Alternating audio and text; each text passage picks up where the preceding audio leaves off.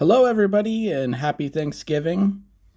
Today we're going to do possibly the weirdest deck I own, Karn Silver Golem. His first ability doesn't do much. It turns him into a wall, turns him into a 0/8 if he becomes blocked. But his second ability is really what matters, which is pay 1. Non-creature artifact is an artifact creature with power and toughness equal to its mana cost. With that, we can do all sorts of different things with it. We can turn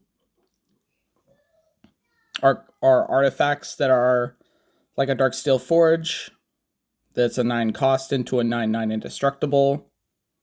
But that's not really what it's for. Of course, it's for infinite combos. So, go through some of these. Start with the only non-artifact permanent that isn't a lands. Sorry, it's not a permanent, it's a sorcery. Each player sacrifices all colored permanents he or she controls. It's a one-sided board wipe. Everything in here is colorless. Now to the actual artifacts. I have Mirror Retriever. Just put it into the graveyard, return another artifact from your graveyard to your hand. This combos off mostly with the take opponent's turns. Liquid Metal Coating. This basically is like a Mycosynth Lattice for lands, but only one at a time. It's just another way to basically do that. Turns a permanent into an artifact in addition to its other types. Solemn Simulacrum.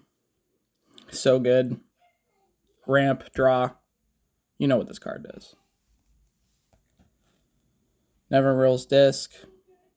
I can pay 1, destroy all creatures, enchantments, and artifacts. With Darksteel Forge, this makes this really, really funny because you could do this every turn.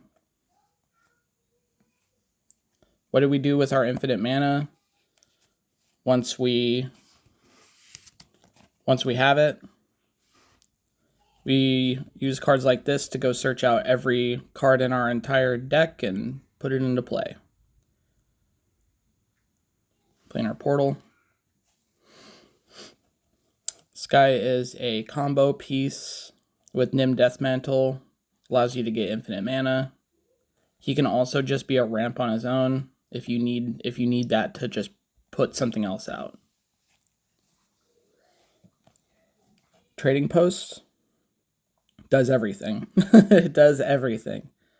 I can sacrifice an artifact, draw a card. I can return things from the graveyard. I can do everything. I can draw cards. With the amount of things that can untap and retap, this card just does. It's a toolbox card. Does everything. Aether Flux Reservoir. This goes infinite with Sensei's Divining Top.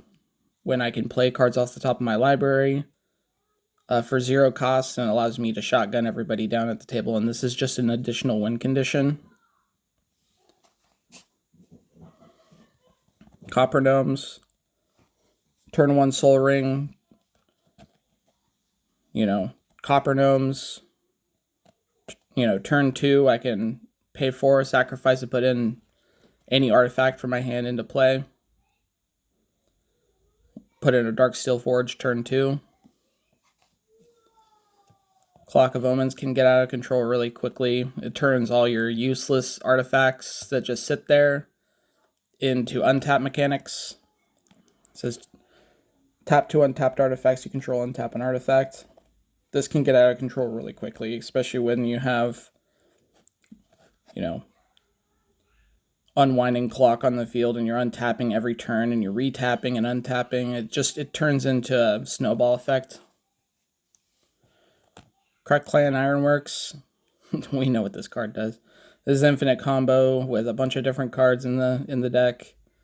Allows you to get the mana that you need if you don't have something that you want on the field, for something bigger in your hand if you need it. Does everything. Mimic Vat. So good. Every single turn you can make a Mirror Retriever or a Wormcoil Engine or a Blightsteel or whatever you want. Wormcoil Engine. This actually does have infinite combos with it, with a couple of different cards. I can't remember off the top of my head which ones, but I don't have those specific cards in my deck. It's just good because it's a 6/6 that turns into 3/3s that I can recur, and basically does all sorts of things. Plus, it's a huge 6/6 blocker, turns into little blockers. It's just really good. Now, the big boy of the entire deck. You thought that Karn was the commander. No, this guy's actually the commander. This guy does all the infinite mana combos that you want with Karn. Pay 2, untap target artifact creature. This turns him into artifact creatures. Gilded Lotus, Mana Vault, Basalt Monolith. Those are all artifacts that tap for 3 mana that I can untap for 2 mana. Goes infinite with half the deck. Winter Orb. It's just funny to watch people panic because you'll see the amount of artifact ramp I have in this deck. It's absurd. I don't care about my 2 lands that, you know what I mean? I don't care about the 2 lands that I have. And if I do care about them that much, I can tap Winter Orb on my upkeep with whatever, or sacrifice it, whatever I want. Unwinding Clock. Untap all artifacts you control during each other player's untap step. Super whack in this deck. I mean, you can flash things in, untap your artifacts that cost mana to untap. This card does everything that you want it to do. This allows you to play your cards on other people's turns. This is the card that basically gets your deck out of control. Now we're going on to how do we actually pay for all this big expensive stuff in our deck. And we have a ton of mana rocks to do that with. First is Mind Stone. Its second ability is really good just in case you have something like a Mirror Retriever that you want to get it back with. Allows you to keep cycling that back, into your deck, into your hand, into your graveyard, drawing more cards. It's good. Same thing. The draw in this deck is its main weakness. And this is just another card that will go infinite with this guy.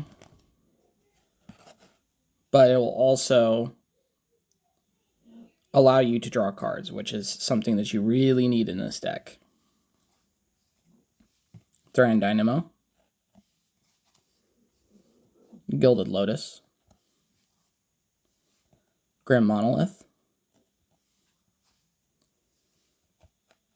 Might of the Meek Stone.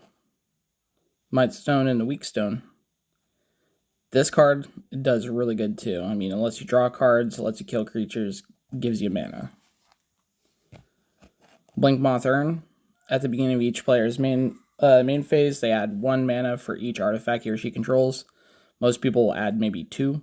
I'll add 10. So it's always better for me than everybody else. And if I don't like it, I can sacrifice it. Plague Mirror. I've never killed anybody with this thing, weirdly enough. It's just a mana dork in my opinion. Felwar Stone. Mana Crypt.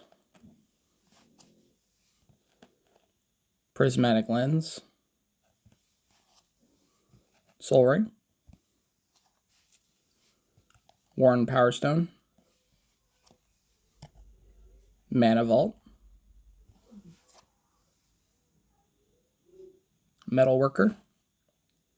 This card is extremely good. If you can get this out turn 1 with a Soul Ring, turn 2 you can have like 10 mana in your hand. It's insane.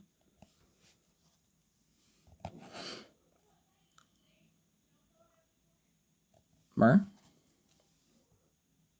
Basalt Monolith,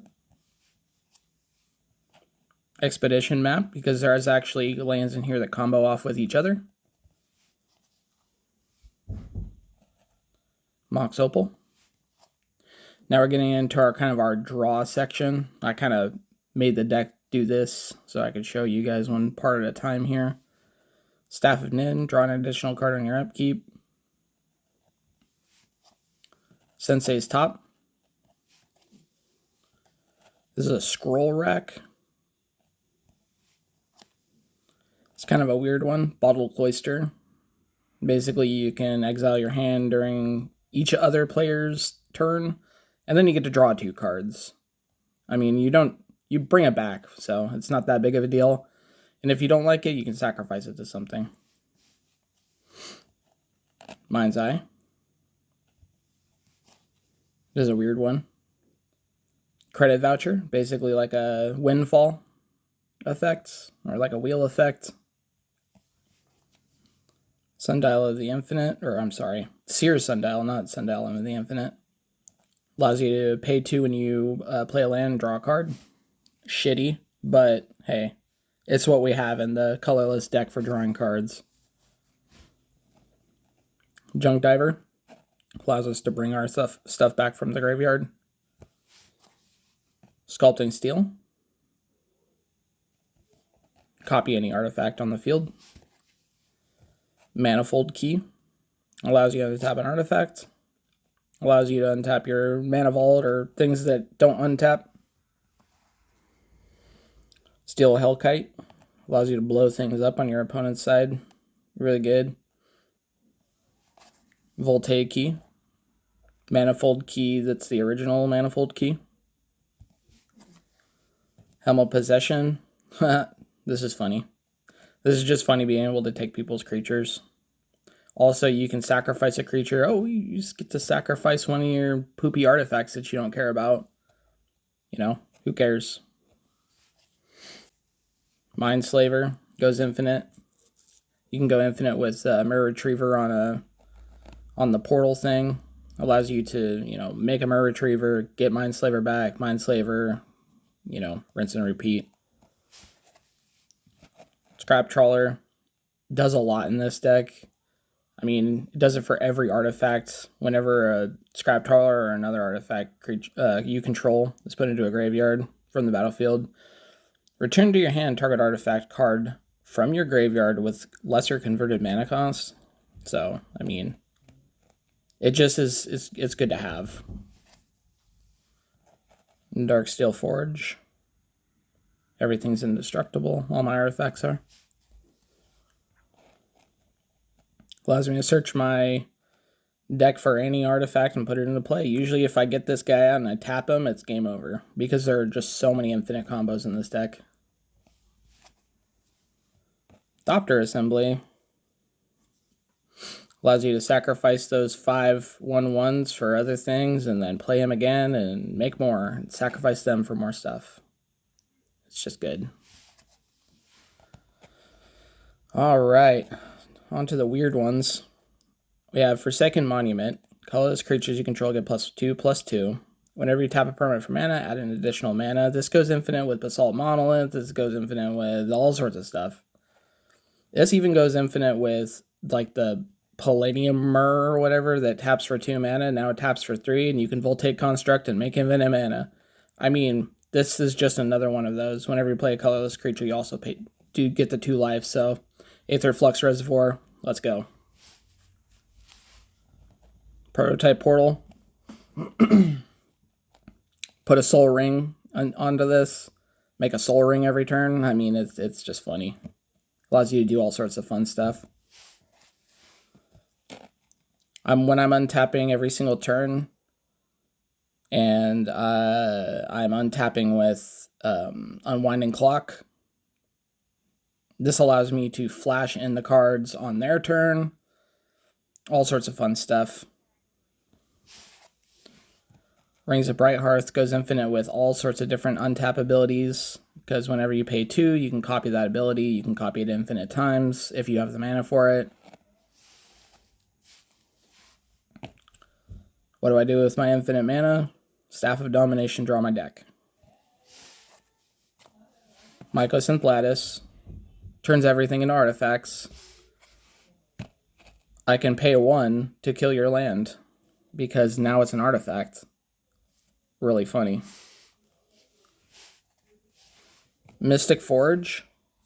This allows me to motor through my deck. This allows me to go infinite with the Aether Flux Reservoir. This is just really good. I mean, anytime you can play an artifact or anything off the top of your deck, it's just really good. Makes everything cheaper. So when you're playing things from the top of your library, a lot of times they're free. This kind of gets out of control fast. Basically, it says you exile an artifact from your hand, in my case, and then all artifacts cost 2 less to cast. So, hey, it's kind of a rolling effect. So, same with this. Cloud Key comes into play. I choose artifacts. Artifacts cost 1 less to play. And the last guy that does that, artifacts you cast cost 1 less to cast. I mean, it's just another one of those. And they all add up to, you know, when your things cost 4 less to cast and you're casting them from the top of your library with Mystic Forge, it gets out of control. Now for the lands I went hard on. This is probably the most expensive part of the deck, is these stupid lands. First, I have Mystifying Maze. It allows me to exile an attacking creature. Blinkmoth Nexus turns into a 1/1 flying artifact creature. Sometimes I need an additional artifact, and this can be that artifact that I need. Cavern of Souls. Darksteel Citadel. It's an artifact, so it untaps with Unwinding Clock. Blinkmoth Urn gives me 1 more mana on my upkeep, things like that.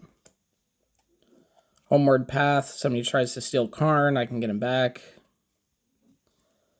Quicksand allows me to kill a creature if I really want to. Can turn into an artifact again, again. You'll see a kind of a trend with these. A lot of them will turn into artifacts and then allow me to basically untap them or become infinite with any of them. Deserted Temple. This can go infinite with Rings of Bright Hearth and another land in here, and I'll kind of set it aside because I forget the name of it. Then we have all the Urzas. This is Urza's Tower. Gemstone Caverns. This allows me to basically ramp with two lands. Just a faster way to get off the ground. Crystal Vein. Sometimes you want to net an additional 2 mana to go off. Sometimes you need it, and you have it with this.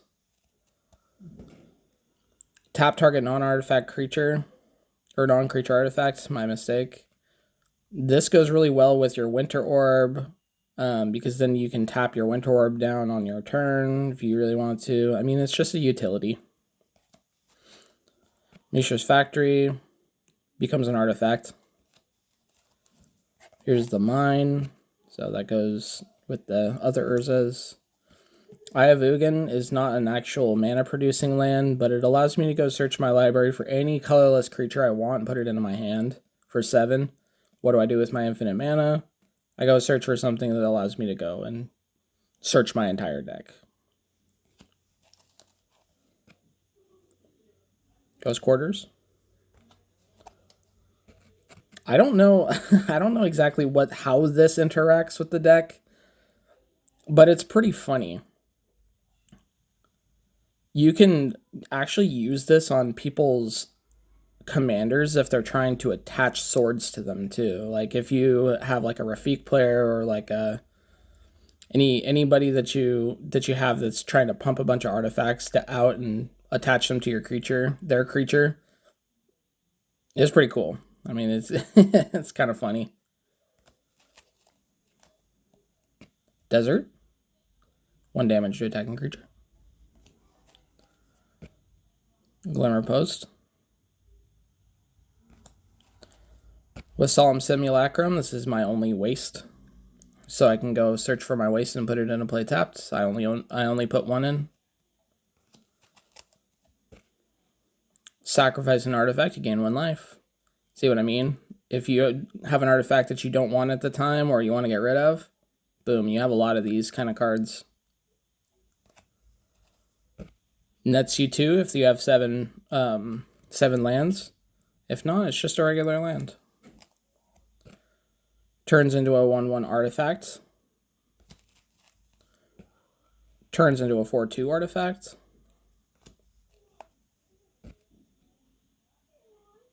It's a land. Turns into an artifact. Now, Scorched Ruins. This is the one I was talking about with Deserted Temple. These 2 cards can go infinite with Rings of the Bright Hearth. Allows you to make infinite mana.